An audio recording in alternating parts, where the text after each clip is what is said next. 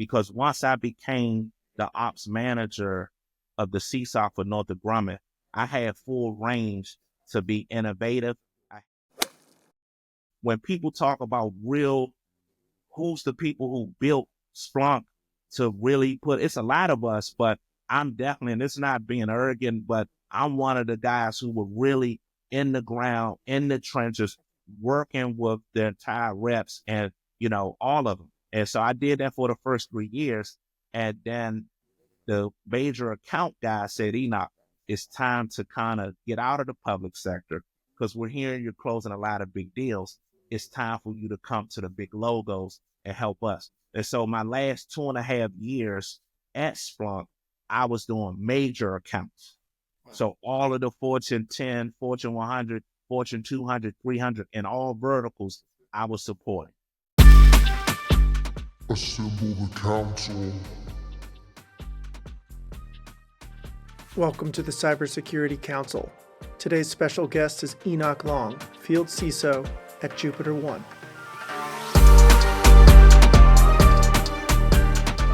Good day and welcome to the Cybersecurity Council podcast. Today we are also joined by our president, Brian Green. You will be hearing from him in a moment. Today our special guest is Enoch Long. Enoch is presently a dual role executive where he serves as a field CISO and CISO with Jupiter One. He works in the global go-to-market organization. Before joining Jupiter One, Enoch held key strategic leadership positions at Regeneron Pharmaceuticals, Alexion, Splunk, and Northrop Grumman. He also served in key cyber engineering and advisory roles supporting the Department of Defense and the intelligence community. He's got an MBA from Georgetown and a Bachelor of Science in Computer Science from Temple. Enoch is based in Washington, D.C. He is here today because we are going to explore Enoch, his career trajectory, and everything that makes him a cyber leader. Enoch, welcome to the Cybersecurity Council podcast. Please say hello to our audience. Hello, everyone. Happy New Year to everyone. And I hope everyone is out there safe and sound. And thank you guys for having me. Obviously, I feel at home. Obviously, my relationship with Brian Green, what we call BG. And I'm just excited to be here. And hopefully, let's make it a blast and let's go. It's 2025 and cyber is still alive. Enoch, I'm going to say just a little bit more about your security credentials. I want to introduce you fully because I want our audience to know when you talk about security ops and cyber, you know the truth. Absolutely. Yes, you were a manager of cybersecurity ops with Northrop Grumman for 3 years. And being in the defense industry where you might have to experience weaponized security, that was a part of your life. A lot of respect. I'm looking forward to talking to you about it. But I think it's important to note that prior to your cyber ops role at Northrop Grumman, you served as a network security engineer, a cyber operator, and you supported government agencies such as the DoD, DISA, NRO, DHS. You worked on projects like Einstein 1 and 2. You worked on the gold disk development with DISA. That's DISA with a D as in Delta. You were a principal security strategist at Splunk. That's a place to be very plugged in. You are a director of security services, a senior director of security ops, both in pharmaceutical spaces. You have climbed through every checkbox to the CISO level. I'm excited, again, about talking to you, my friend. All of that adds up to a whole lot of security operations experience. This brings us full circle. Enoch is presently a field CISO and CISO with Jupiter One. Is there anything that I've covered in your background that you would like to correct for the record before we begin? No, I would say thank you for that great intro and that highlight, and that's all factual information. I would just say for myself, I am a true cyber baby. I started my career I'm a millennial, so I started my career in cyber. And so, I have a different perspective because that's all I know, right? And so, I'll be speaking and talking through my experiences from over 20 years from day one of cyber and the evolution. So I just wanted to make sure that differentiation is sort of pointed out there. because I think that's important to understand. Today, Enoch, we're going to cover your entire journey in cyber. I'm hoping that you're going to have some great insights for us. Our president, Brian Green, draws the privilege of asking you the first couple of questions. Brian. Yes, and Enoch, thank you, man. Number one, I know we talk about this all the time, but you meet people across your career and your journey and your path who you pretty quickly know this is somebody that I'm going to continue to communicate with for the rest of the time. I know I felt that way about you, and I think you felt that way about me pretty early on in our time working together at Jupiter One. So just thank you for being such an awesome person and staying in touch with me and joining us here today. The one thing this was actually quite interesting. As you know, we have two boys, a 5 and 3 year old. And when we named them, we would say names and I was very focused on the meaning of those names. I would always, if I liked the name, then I would immediately go and look what that name meant. Because to me, that was important. Like I wanted my boys to be able to look at whatever age down the road at what their name means and be proud of it. And I've actually never asked you, how you got the name Enoch and looked into what it means, but it means dedicated, trained, or disciplined. It's also found in historical documents and records, and it's often associated with people who have shown deep commitment to a cause or belief. So, I mean, what an amazing name, right?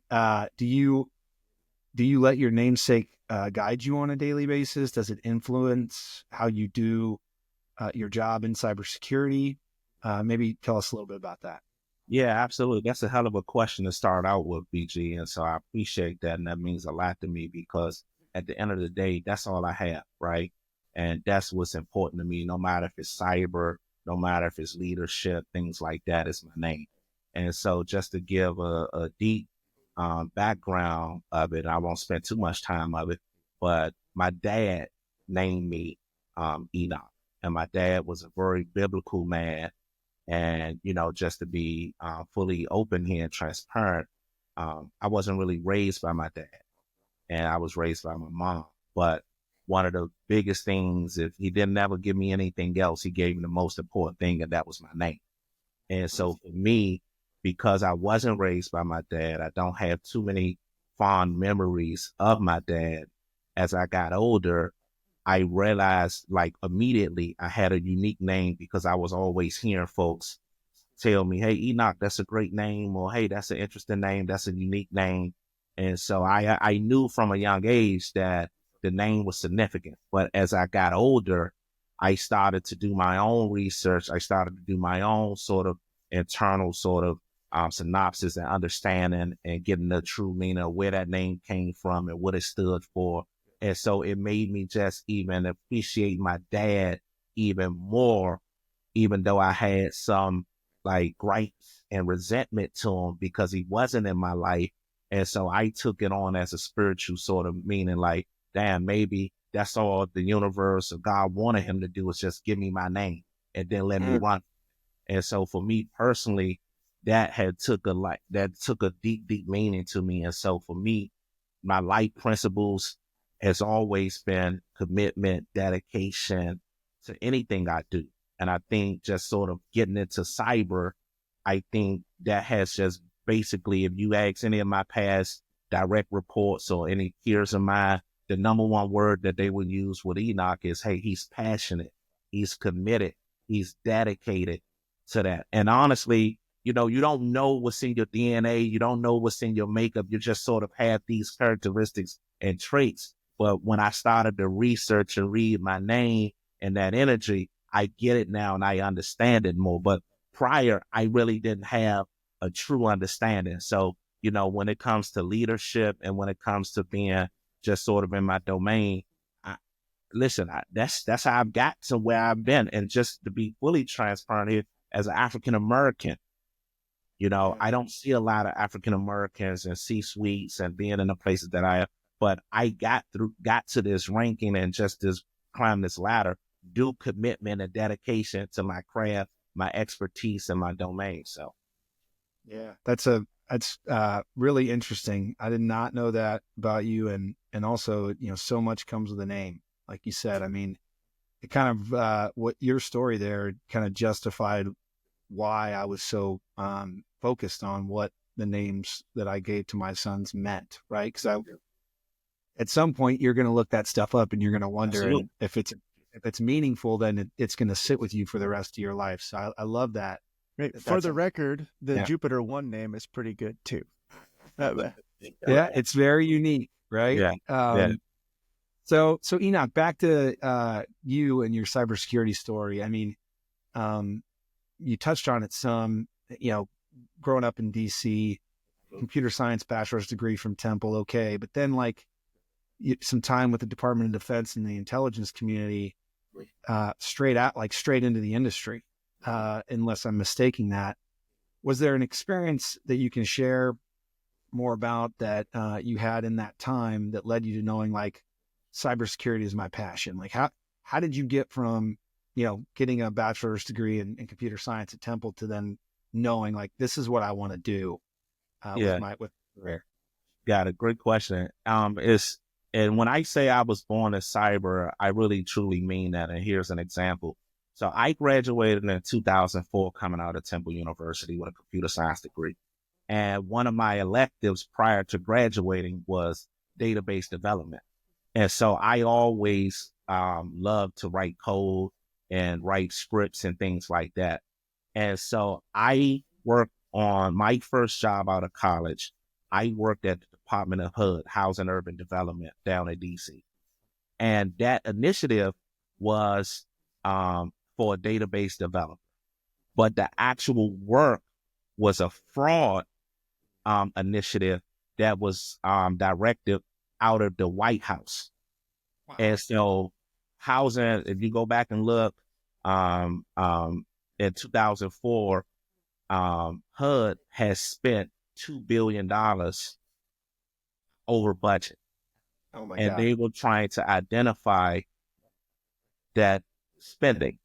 Yeah. And it's been a while. So if, fact check me. So I don't want to, give off that assumption but the gist of it was my role was to write database scripts to identify fraudulent behavior of residents who were receiving benefits from the government. So wow. My job day one was around fraud, right? And some aspect of cybersecurity. And that acronym and that name at the time didn't exist. So I was a database developer, but as I grew out of that, I became an information assurance engineer.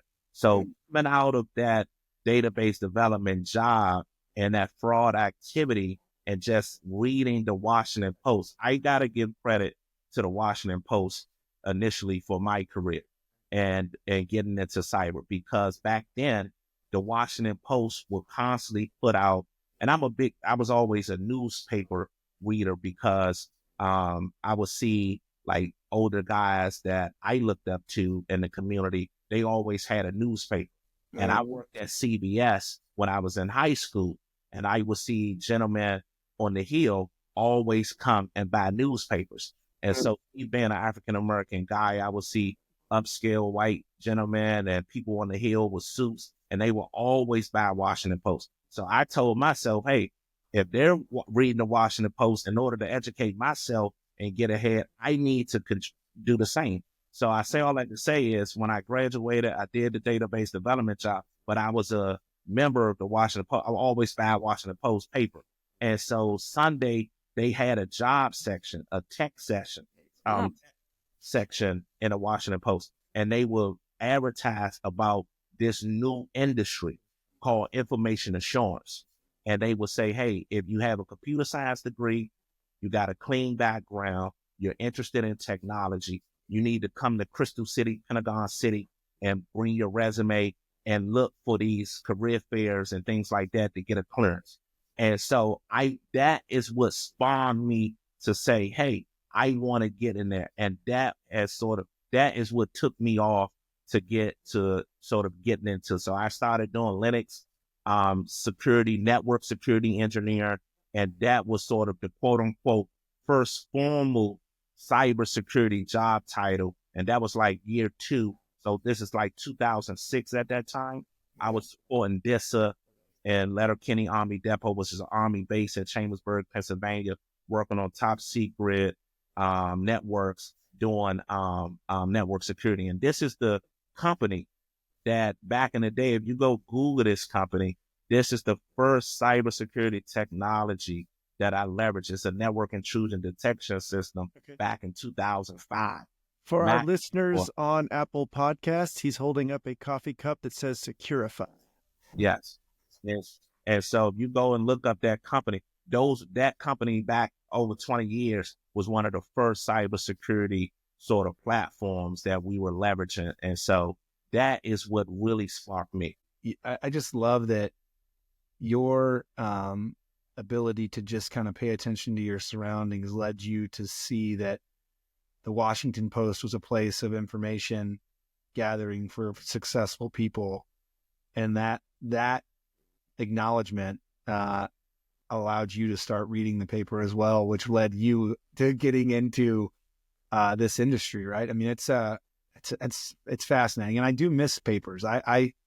And the newspaper has died for the most part, unfortunately. But I used to love to read the paper too. I keep Washington Post around me in my office, and this is it right here. To be quite frank, to honest, this is the section. They still have it, but back in the day, it would say technology job section, and that's how I got there. Yeah, wow, man, I love that. I love that whole story. It's interesting to me too. You're working on some really amazing stuff at the government and with the intelligence agencies that you were at. So how did you go from there to running the SOC at Northrop Grumman? I mean, there's, as I've gathered throughout my career, there's typically a person to thank somewhere in that equation. Yeah, absolutely. Like somebody that said, hey, I'm going to take you under my wing because they saw you doing amazing work inside your government and intelligence, jobs. And they said, hey, I want to help you move and succeed through your career in a role inside of a major, security organization in a place like Northrop. Is there someone in there how did you go from point A to point B? Yeah. So for me, I love to show gratitude because I wouldn't be here without doing that. And so there's a few people at different phases that I have to sort of give their flowers and give them their kudos. So just bear with me. So going from sort of doing DOD work into the intelligence community, once you get your clearances, the world opened up for you. And so once I received my TS, they call it SSBI, and then it's my TS SCI, the world opened up for me.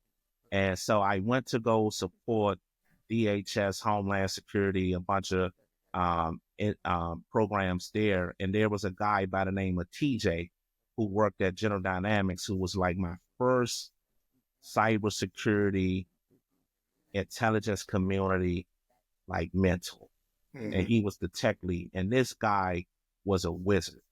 He can build Wi-Fi networks with a pencil and an ink in India. That's how smart this guy was. Wow. And the thing I love about TJ was he took me under his wing almost like a son. Mm. And so he was very, very hard on me, but I knew it came from a good place. And so he was one of the guys who basically taught me how to be a true technologist, a technical prowess expert. So any technology, no matter if it was hardware, software, firmware, he would say, Enoch, you have to go master this. And that's what he was about. And so I didn't want to let him down. And then I got to bring this back because this is important. As a minority and as an African American, you're not seeing a lot of us in STEM fields with computer science degrees. And so I wanted to represent and make sure everyone knew I knew my stuff. I knew everything I was talking about, from the bits and bytes all the way up the stack. I mean, in the end, everything. So every day that I would go from work, I would go directly to the library and work until my lady came and my girlfriend picked me up, and I go home. So I had a commitment from going to work, and then I would go to the library from like 6 to 9 every day. And I was just reading manual user guides, admin guides, config guides. And that came from TJ that really kind of put that energy in me to be committed, dedicated to anything I do technically. Because he was a technical expert for General Dynamics. So they would bring him in to talk about the big programs, and he would have me with him. So I had to know my stuff as well. And so that commitment sort of created this technical confidence in me where I wasn't arrogant, but I knew my shit. And I'm sorry if I had to, I knew my stuff. Yeah. And so I got to give credit to TJ for building me. And then there's another lady by the name of Nadine Miller, who basically was the key component of me learning like Linux skills, building servers, data centers. And she was an expert as well, Nadine Miller. And she was a technical leader for me as well. And she was very stickler, in my face, no excuses, no nonsense, no BS. Like, you're going to work, you're going to get it right. And so having that in the first 3-4 years of my career, it set the foundation for my technical knowledge, period. Yeah. So I want to give them, from a technical perspective, I got to give them the kudos. So now that I'm in these environments and I'm performing well, people are ringing my name because I'm performing technically. I'm fixing things. I'm coming up with innovative ideas. I'm executing. And so I was supporting the intelligence community, and my name, and plus, I'm a big guy. I'm 6'4". Hard to miss me, right? 6'4", 270. It's hard to miss a guy like that, right? Black and with a personality, and being with Enoch and working on these unique technologies. So it was kind of hard to miss me. My name started to come up in conversations regarding someone who knew the technology, someone who was committed to the technology. And a guy by the name of Paul Decker communicated over to one of the executives at Northrop Grumman that there's a guy supporting this customer, and he's an ArcSight expert. So if anyone remembers technology back in the day, one of the best SIM technologies out there was ArcSight. Mm-hmm. And so I was an ArcSight expert for the intelligence community, technically, and doing Linux work as well. And so Paul said, hey, Enoch, Northrop Grumman has a need. I'm going to put you in contact with a guy by the name of Bill Russell. Bill Russell was an executive at Northrop Grumman for their cybersecurity division. He called me, said, Enoch, I have a gap. I need some ArcSight expertise. Can you come help us? So when you talk about like point A to point B, that's how I got into Northrop Grumman. Yeah. I want to give Nadine, TJ for building my technical expertise, which allowed me to go perform in these environments, and Paul and Bill for coming together saying, hey, Enoch, we have a gap. We need some help. And that's how I walked through the door at Northrop. That's so great. And my assumption was right? There was some people there that really helped you become who you became and get into that, what is a really high profile role for, such an early time in your career. I feel like anybody that, like you said, is hard to miss, has some pretty amazing stories too. And I recall one that you told me, early in our time, working together at Jupiter One, that was actually when you were at the SOC at Northrop Grumman, and it's what led you, to Splunk. Before Splunk was the name that Splunk is, long before Splunk was the name that Splunk is. Are you able to share more about that story with our listeners? Absolutely. So I want to be very clear about this. And so that was, because I think for me, you have to give kudos to folks in different phases of your career. So the folks that I just mentioned, they helped me become a technical expert, a domain expert, a technical prowess, a master of what I did technically in the field. When I got to Northrop Grumman, because I was performing once again, and because my name was ringing in a positive light, I then was approached by two big time executives to take on the cybersecurity operations manager role. So I came in the door as a SME at Northrop, and I performed for the first, I would say, 6 months. And then I got recognized by executives to say, hey, we see something in Enoch where, hey, he's not only a SME, we see him as a manager and a potential leader. So those two gentlemen, and I'm very close to them to this day, and I have to give them the real, not saying like the kudos I gave prior, it's not real kudos, but to take and believe in me from going from a technical expertise and a technical lead to a manager and a leader, especially of a high visibility security operations center in Annapolis Junction next to the NSA of the biggest defense contractor company in the world at 27, being an African American with no managerial skills. I got to give that credit to a guy by the name of Tim McKnight. And he's the global CISO over at United Healthcare Group, and another gentleman by the name of Russ Coss, who's I love both of those guys to my heart. And they saw something in me to say, hey, this guy is not just some typical smart brainiac tech fellow. Because at Northrop, you can stay a tech fellow and never get into management and never get into a leadership role. And so for them to see something in me, that tells a lot about them as leaders. And so when the opportunity presented itself, I didn't apply for the role because, to be honest, I didn't think that a role like that will be able to be open to an African American, because that's a very high visible job. We're talking about dignitaries, international defense dignitaries and representatives and government officials that were coming through that ops center there. So me personally, I just didn't think that it wasn't like I was not worried about qualification. I thought that I didn't have the look. And so when they approached me about like, hey, I told them that, and they started laughing. Like, they were like, Enoch, are you crazy? Like, what are you talking about? And that's sort of how I got that role. So I owe everything to Russ Cost and Tim McKnight for seeing something in me as a young up and coming leader that I didn't really know that I was ready for. And not only that, they put the systems around me, such as HR.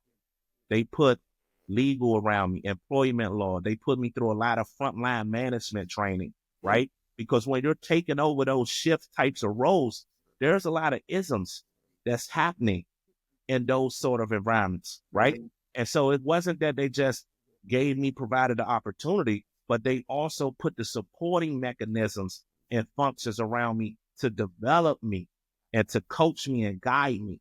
And so before I go into the other story, I got to give those two gentlemen credit, because I wouldn't be here as a leader, as an executive, because them the two gentlemen that put the foundation around me. So big kudos and salutes to Tim McKnight and Russ Cost, man. I really owe them everything. Absolutely. I mean, look, it's everybody has to take a chance on somebody, right? Like at some point in your career and in your life, and for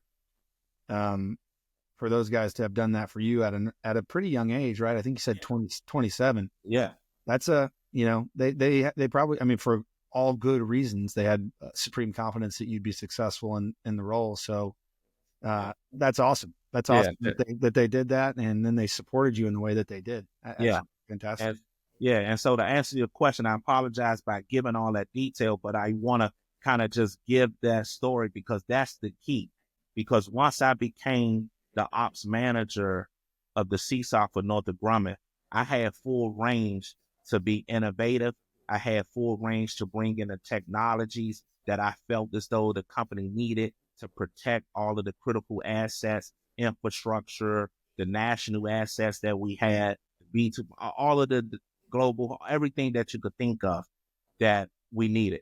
And so that's how Splunk came into the picture, because I felt as though we needed unique technology, unique platforms to deliver solutions back to our business and to protect our global assets.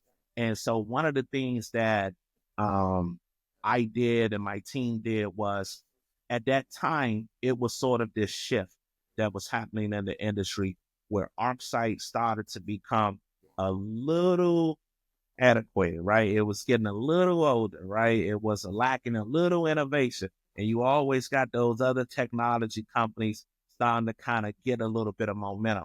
And so people in the industry were starting to say, hey, are you going to go with ArcSight or you're going to go with Splunk? And me personally, because I knew ArcSight and I knew Splunk, I said, no, for us at Northrop, we're going to integrate the two technologies. We're not going to rip and replace. And we were the first customer to even think like that of Splunk. And so I put that integration into play. So when the word came out, San Francisco and Splunk called and said, Enoch, could we fly in to see what you're doing? Because we heard that you are doing something we've never heard before. And so they flew into Annapolis Junction, Maryland, and I presented the technology architecture, the use cases, the data sources, the solutions that we're putting in place, the value add, why we're doing that. So I was pitching that and showing them, hey, this is what I'm doing and my team is doing, and this is why we're doing it. This is how we're leveraging the capabilities. Here's the pros. Here's some of the cons. Here's the innovation pieces. And so I won't name his name because I don't want to get him in trouble, but we were in break. When you're having like those 4-day sessions of the technology companies, you take an hour break, everybody go get their phone because we're in a skip. And so you can't bring your phone in and things like that. And so we're taking a break. I'm checking my phone. I'm talking to Russ and kind of just checking on the shift and making sure. And one of the executives at Splunk said, hey, Enoch, can we go outside and talk? And I'm like, yeah, come on, let's go. No problem. How you guys doing, Brad?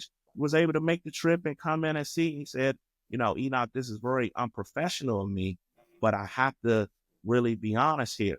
What does it take for you to come work for Splunk? And that is what sort of planted the seed in my mind that there was opportunities outside of the intelligence community, the defense industrial base vertical. And for a while, I have allegiance to my to my country. And so my purpose, my name, I'm working at Northrop Grumman, defending the nation, defending national assets. And so I wasn't really interested in going outside of doing anything else, right? And so for a while, the back and forth between Splunk and I was almost like 4 to 5 months where they were trying to convince me to come. And I just sort of like, hey, I'm portraying my country if I do that. That's sort of the mindset that you have when you're working in those environments. You don't go and, go over to a tech company because none of my peers, all my peers were working for MITRE, Lockheed, Raytheon, and we're support. Like, you're not going to go work for the vendor. You're crazy. You lose your credibility. What are you thinking about? Right. And so, I was struggling with that. Yeah. And just to be honest, once again, I didn't see a lot of people that looked like me at Splunk. Yeah. So I was a little concerned about what does that look like for me, right? And so, eventually I flew out to San Francisco. They flew me out there, and I met another brother out there that was by the name of Will Hayes, who I got to give kudos to because he gave me sort of, hey, this is the San Francisco world. This is the Silicon Valley world. This is, obviously, it's not DC and government. This is a different kind of world, but Splunk is a great company. It's not about what you look like. It's about how you perform and execute. It's not about personality. It's about performance. And I've always been, I'm a performance-based kind of guy. You might not like my personality because everyone's had uniqueness, but I'm going to perform. Yeah. And so once I heard that, and then he started talking about, the compensation and the lucrativeness of that, it started to kind of, grow on you. And once again, I went to Russ because he was my leader at the time. And I said, Russ, I've been here 3 years. I really matured the SOC. I've helped develop, young engineers, interns into cyber rock stars and things like that. I'm thinking about this opportunity. And Russ support, and that's why I love Russ to death, right? He didn't say, "Hey, Enoch, no, stay at Northrop." He said, "Enoch, what do you want to do? How can I help you? How can I support you? You've done everything we've asked you to do here and much more." And so he supported me, and I got to Splunk, and that's a whole nother that's a whole nother world once I got there. Long story short, that to answer your question, that was the actual factual journey and how I got from, all the way up into Splunk. One of the original guys to connect ArcSight and Splunk's APIs inside of probably one of the most sophisticated and important SOCs in the country. Whoa. That's the story. I always marvel at that. And then, such a cool thing that you showed a company that they, ask you to step out in the parking lot to offer you. Yeah. I mean, just phenomenal.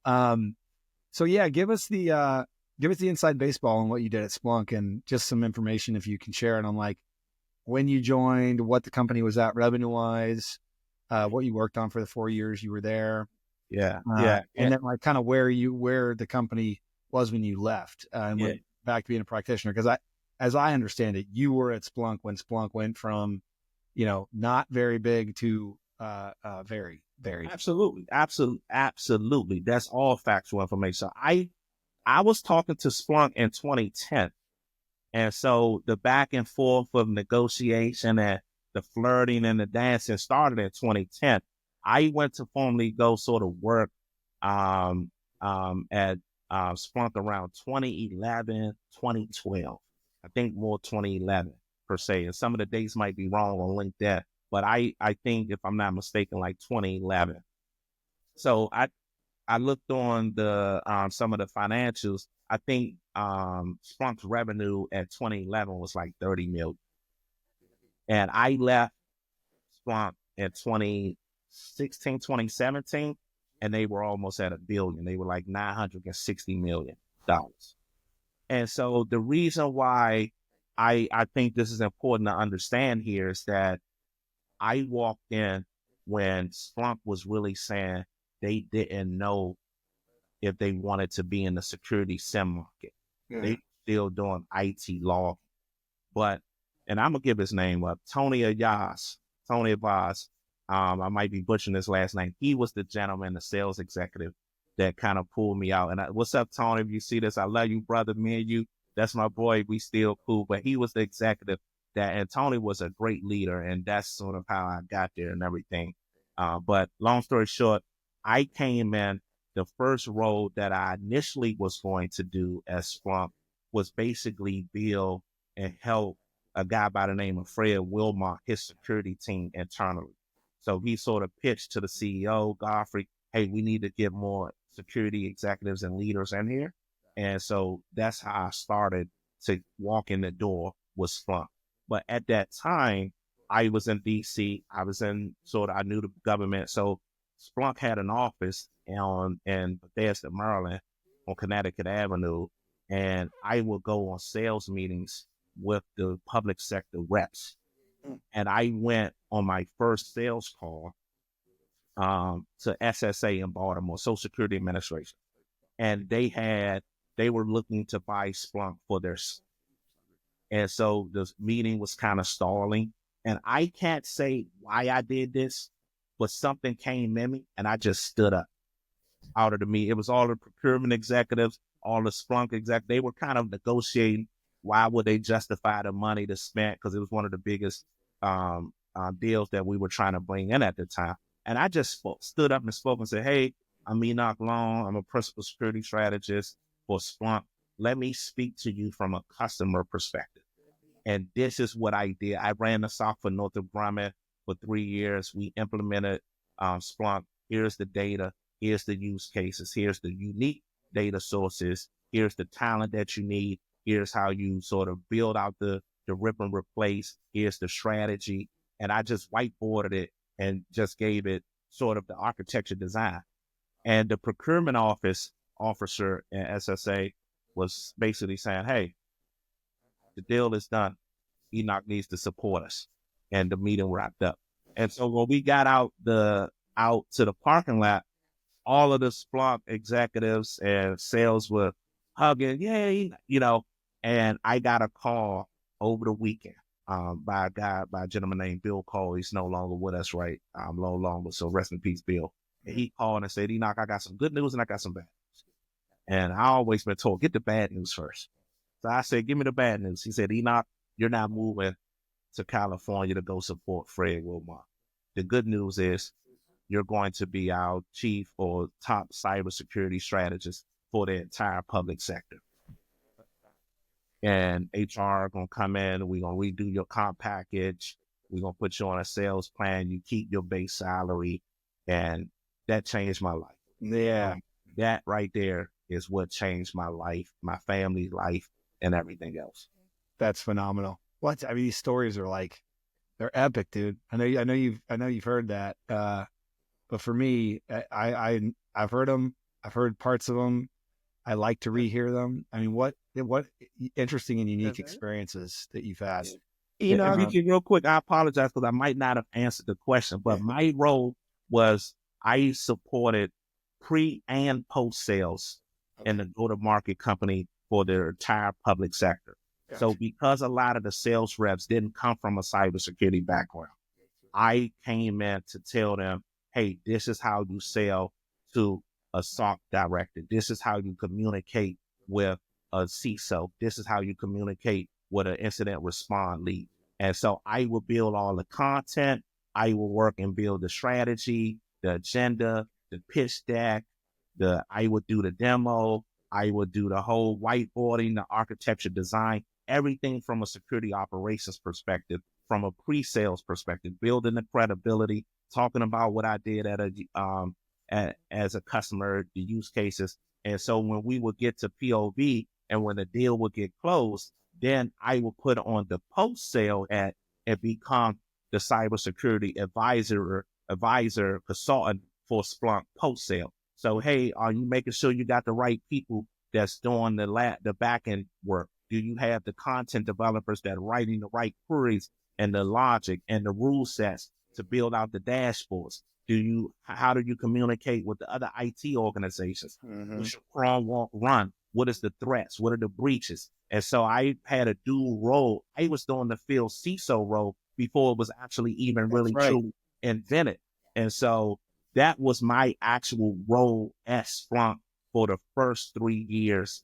And so the entire public sector, so civilian, DOD, Intel, all of the SLED local, there, I had about 60 reps that reported that I supported in the public sector. So I was like on the plane 90% all the time. And so when people talk about who's the people who built Splunk to really it's a lot of us, but I'm definitely, and it's not being arrogant, but I'm one of the guys who were really in the ground, in the trenches, working with the entire reps and, all of them. And so I did that for the first 3 years. And then the major account guy said, Enoch, it's time to kind of get out of the public sector because we're hearing you're closing a lot of big deals. It's time for you to come to the big logos and help us. And so my last 2.5 years at Splunk, I was doing major accounts. Wow. So all of the Fortune 10, Fortune 100, Fortune 200, 300, and all verticals I was supporting. Wow. Enoch, I'm enjoying listening to your journey. Analyst to engineer to quasi-principal to cyber ops leader over to strategist and effective principal and even sales. That means that you are rising to the occasion in different venues, different attitudes, different skill sets all the way along. That's amazing. One of the things that I might like most about your story is every step of the way, you are acknowledging mentors, coaches, and people that helped you get across any particular divide. And I bring that up as a special thing to be aware of, because in an interview process where somebody is trying to be a candidate for a new job, bringing up mentoring, coaching, and relationships is almost always a positive in any interview format. And you are doing that naturally. And it suggests that for you, people and politics is something that you can just natively successfully do. I just think that is very, very cool. Brian, you want to bring us back to some questions? So you're having this massive success. The company gets to $1 billion in revenue, and then you go back into running SecOps at Alexion and Regeneron Pharmaceuticals. What about the practitioner's life did you miss that led you from being at Splunk and having this wild growth and success in sales, pre-sales, and post to wanting to go back to running security operations at a couple major companies? Yeah, so the short answer to that is I started to look in the mirror and say, hey, Enoch, how long of a runway as a security practitioner or strategist or principal security strategist for Splunk? Like, what are the real, true transferable skills could you acquire from this Splunk sort of ride that would allow you to go back into enterprise? And so I want to go back in a sense to kind of give you a thought of my mindset. So I had 3 sisters and a mom, and I've always been the man of my household. And so I used to work on an ice cream truck at 9, 10 years old, paying bills. And so my mindset and model has always been about being a family man, being a provider, and being a protector of my family. And so me being in the highest demand to bring a check home, to have benefits, to take care of my family has always been my core foundation and philosophy as a man, as a professional, as an executive. And so for me personally, I always did never want to be in somewhere where I had to be stuck or pigeonholed in a vertical, or my skills were only attractive to a domain side. And so because I was on the buy side before, and then I went to the sales side, and I felt like I mastered those skills. When I say master, everyone steals around this. I don't want to give off the impression like, hey, I couldn't learn more, things like that, because I learned about business value consulting under Doug May at Splunk too. So I was in the BBC business value consulting practice there. So I was learning that. So long story short is I got to a point of saying, hey, I want to become more of a security executive in the enterprise. Because when I left, I was a manager. I was a frontline manager at Northrop Grumman at the SOC. And so I wanted to take all of the knowledge that I had and acquired from Splunk and turn that into being a director, a mid-level executive, running and building cyber programs for large enterprises. And so it was more about rounding myself out as a security executive, where I can now be an executive on the buy side of the house. And also, once again, Russ was over there, and I had executive sponsorship and support. And he called me and said, hey, Enoch, I know you're having a great time at Splunk and you're making a shit ton of money.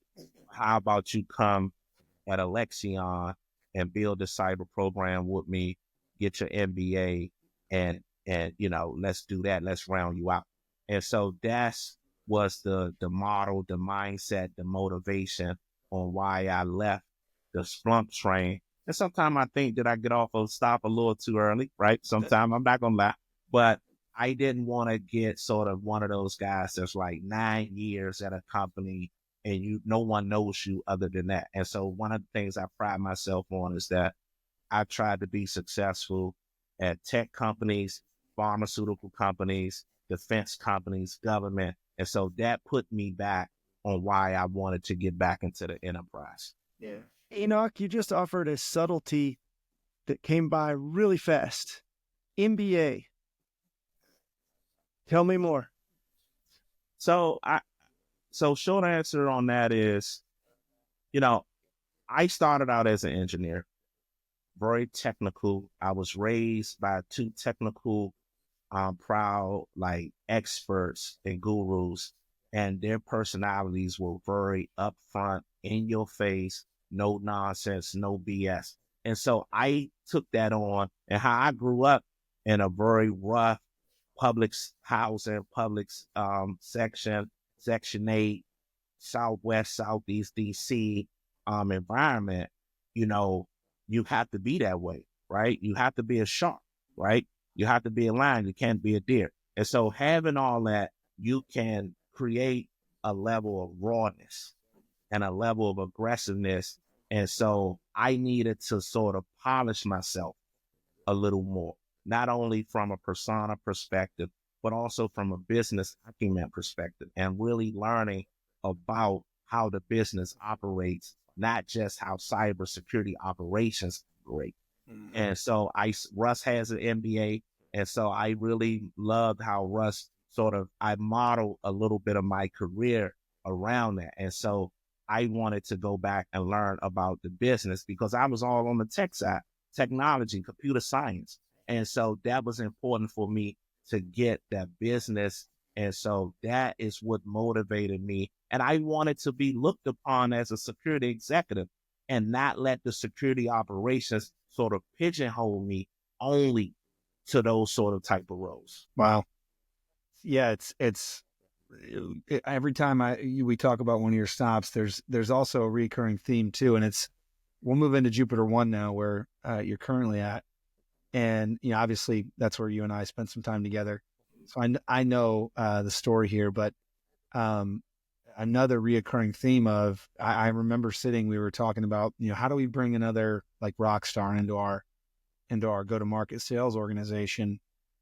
And there was someone who had worked with you at Splunk, by the name of Doug McMarine, and he's like, we got to go get this guy Enoch Long.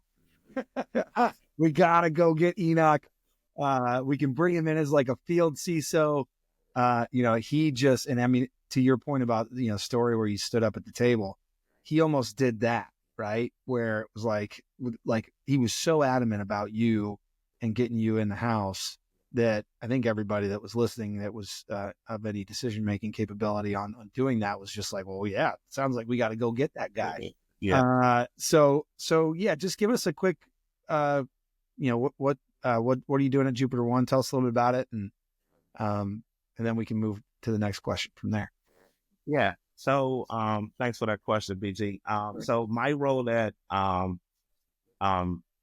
Jupiter One, from a title perspective, the Field CISO. And I think this is very important to sort of talk through. Everyone I would say when I first came into the Field CISO role, people, in my opinion, in the industry sort of downplayed it, right? And they kind of say, hey, what the hell is a Field CISO?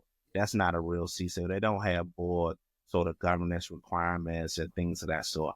And I think one of the things that is important here to understand is that that's all fine and dandy, and that is true, but that doesn't take away from the credibility of that individual and their experience, their talent, and what they've done in the past. Because at Regeneron and at Alexion, I almost had CISO responsibility from a financial perspective, from a compliance perspective, from a service delivery perspective, from a human capital perspective, from a financial management perspective, and I wasn't the CISO, right? And so when you think about that, a lot of the CISOs talk through, hey, what is a field CISO? I think that's a title that people shouldn't get caught up on because it's based on the industry that we're talking about from a sales side and technology, but you want to look at the individual itself to see what is their credibility, what is their background. And so when I came to Jupiter One, it was more in a mature state from what I did at Splunk.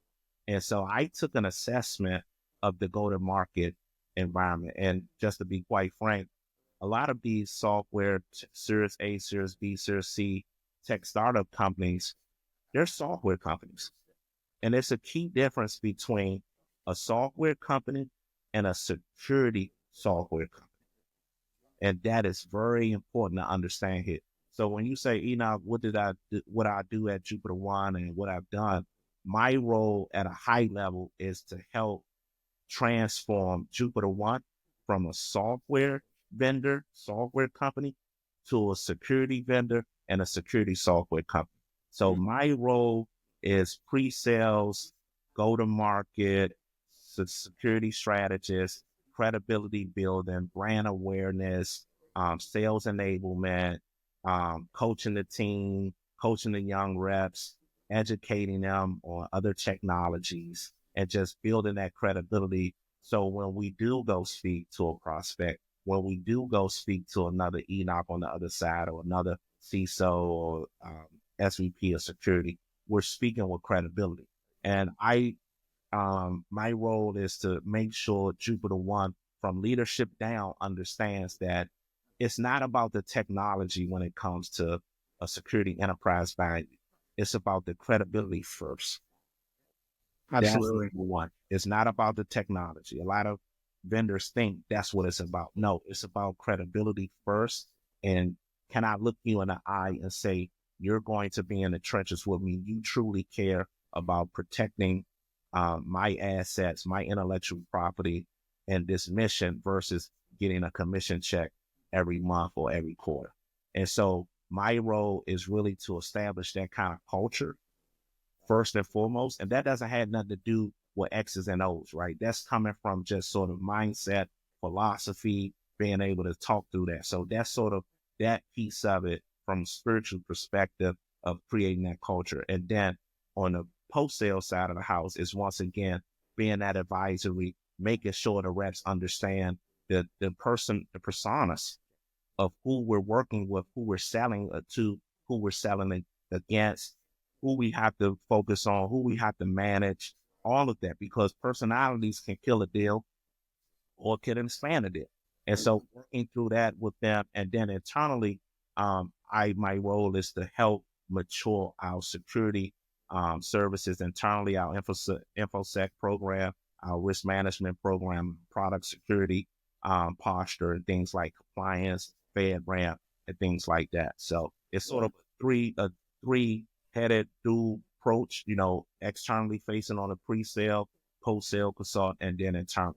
Yeah, I saw it firsthand. And I've seen it since I moved on from Jupiter One.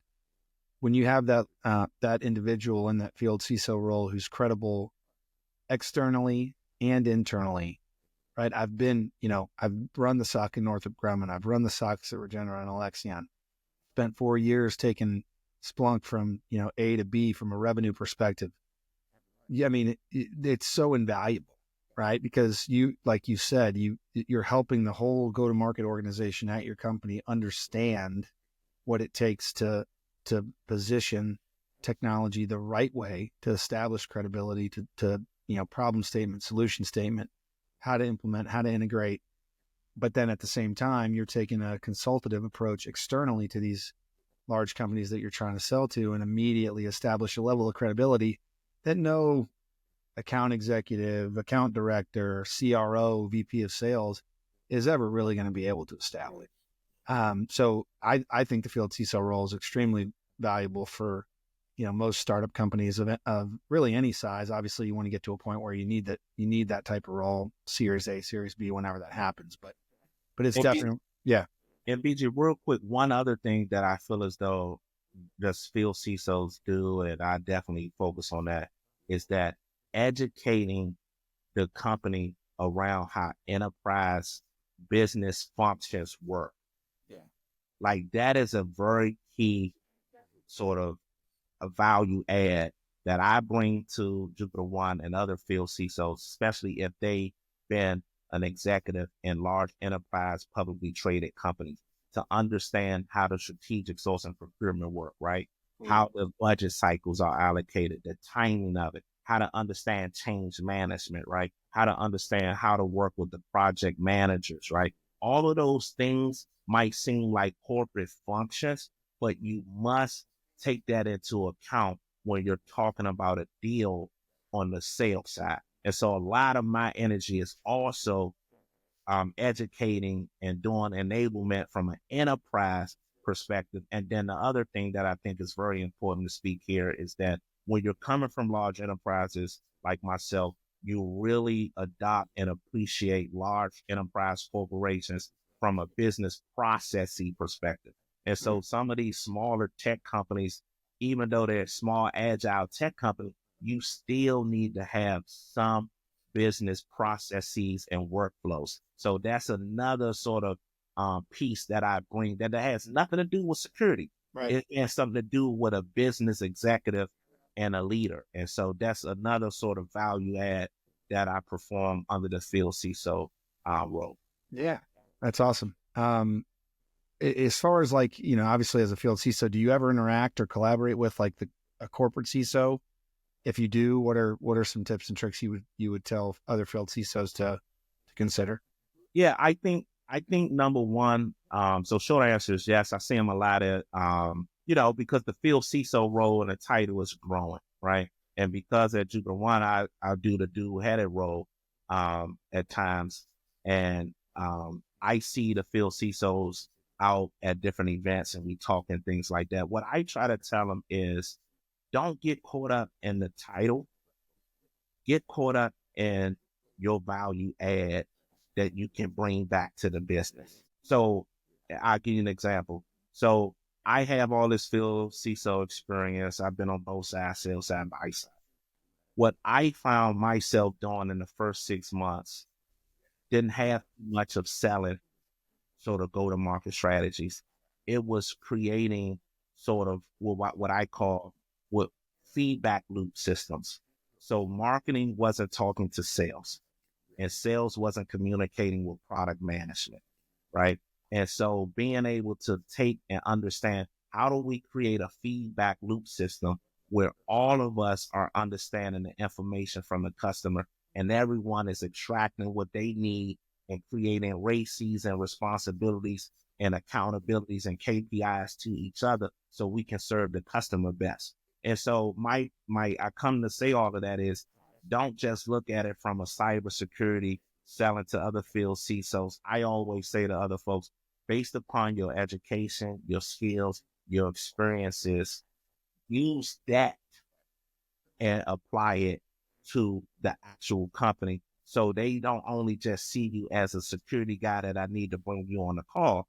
Hey, Enoch, or this Field CISO role, or Joe or John, you're a value executive back to the business. You just have a domain expertise in cybersecurity. Yeah, you kind of led me into my next question. That's super insightful. There's a lot. I mean, the role has grown pretty exponentially since you started into it at Jupiter One. I mean, I'm constantly talking to CISOs in my network here in Austin who are considering, a Field CISO type role. Yeah. And so, I guess maybe you just gave some pretty insightful advice on how you would go about things, but did you learn anything in the last 2.5 years, your time at Jupiter One, that you would say, hey, like, don't do this, don't step in this hole. Yeah. Or like, here's one bit of advice that you'll get from, step 1 to step 15 a lot faster if you do this. Yeah. Is there anything that you would recommend to people out there? First and foremost, I would say you must have a very strong relationship with the CIO. Yeah. That is, I would say, by far, in my opinion, the number one. And the CRO understands your skills, your value add, and your services that you bring in this role. And so understanding that and building almost sort of like a go-to-market strategy for the Field CISO, for the CRO and his go-to-market, even before you come on day one. Because if you don't have that in place, it becomes a lot of confusion, a lot of inefficiencies of how the time is spent. And then you have product marketing thinking you should be doing one thing, the sales organization think you should be doing another. And so I would say, make sure you come in with your service category, right? And you sit with the CRO to say, hey, I'm great at providing sales enablement. And so could you leverage that skill? Could you leverage that service? And the CRO say, yes, I have a very young sales force. They never sold security before. So let's put in some sales enablement on how to communicate to the CISO. And then you talk, hey, there's some artifacts we need, right? Some tangible pitch decks or some research. All right, where do we want to put that? Hey, let's get the product marketer manager in here. And how do they do that? So I would say having a strong relationship with the CRO, one up front, and having an understanding that they know what you provide. And then let's talk about all of the different go-to-market leaders that falls under that and make sure they can say, hey, I can leverage this Field CISO for these things, even before you walk in the door. So when you're walking in the door on day one, you're hitting the ground running. You know exactly your KPIs and MBOs. You know what services you're providing back to the business, and everyone understands sort of what you're bringing to the table and where they can leverage you. So that'll be my advice, number one, from a sort of key. You got to get that right, because, you know, you don't want to be in a situation where your value is being questioned, or you're being on cycles and deals are never getting closed. You're not really building that relationship. It's not just about using your Rolodex. You're kind of setting a bad foundation for everything that lies ahead if you don't get that right. Yeah. Enoch, thank you for being with us on the Cybersecurity Council. I look forward to some more conversations with you. Today, you shared your journey. You talked about mentors. You talked about coaching. You talked about business acumen. You brought us full circle on what a Field CISO is and what a Field CISO does. Thank you for being with us today. Thank you very much. You guys have a great weekend. Go Commanders. And I appreciate the support. I appreciate the time for being able to share my story. I thank you all very greatly from the bottom of my heart.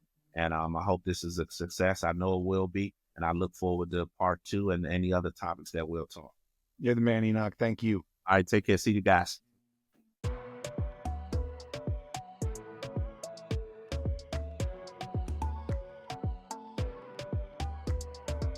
Welcome to the Cybersecurity Council. This council strives to showcase unique cybersecurity leadership stories. Its mission is to demystify and simplify cybersecurity across the entire business landscape. Best practices, lessons learned, operational recommendations, it's all here. Brought to you by the Cybersecurity Council, LLC, Brian Green and myself, Scott Brammer, will be your hosts. We have come in from the cyber wilderness, not just to share what we have learned, but to find and elevate some of the most important voices in cyber. Brian is a former Division I college football player who has experience across many cybersecurity software startups. He has a successful exit on his resume too. He's also the founder and president of this very community, the Cybersecurity Council. Myself, Scott Brammer, I'm a former Marine and active CISO, and I have 3 patents in cyber and risk. As hosts, we are here to elevate best practices and strengthen the cyber community, both for the community itself and its allies. The Cybersecurity Council has had auspicious beginnings here in the Austin, Texas community, but we are already going worldwide. Everyone should be a cyber practitioner. The views expressed on this podcast, either by us or by our guests, are our own, and they do not necessarily reflect the view of our organizations. This podcast is intended as a forum for professional knowledge, but it is not legal or regulatory advice. Always consult your legal professionals for legal and regulatory matters. And now, Assemble the council.